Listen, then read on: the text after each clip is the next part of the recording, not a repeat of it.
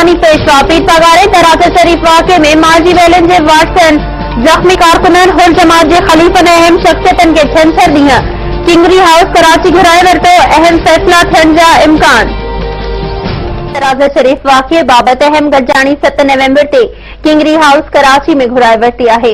फेलिक पारां जारी कयल बयान में चयो वियो आहे त पीर पागरे दराजा शरीफ वाक़े में शहीद थियलनि जे वारसनि ज़ख़्मी थियल कारकुननि मुरीदनि ऐं हुर जमात जे ॿिन्ही ख़लीफ़नि तोड़े अहम शख़्सियतनि खे छंछर ॾींहुं किंगरी हाउस कराची घुराए वरितो आहे। फेलिक अॻवान ऐं अॻूणे वफ़ाक़ी वज़ीर हाजी ख़ुदाबख़्श राजड़ सांघड़ में मीडिया सां ॻाल्हाईंदे ॿुधायो त पीर पागारे पारां घुरायल अहम गॾिजाणी में इंतहाई अहम नौइयत जा फैसला कया वेंदा।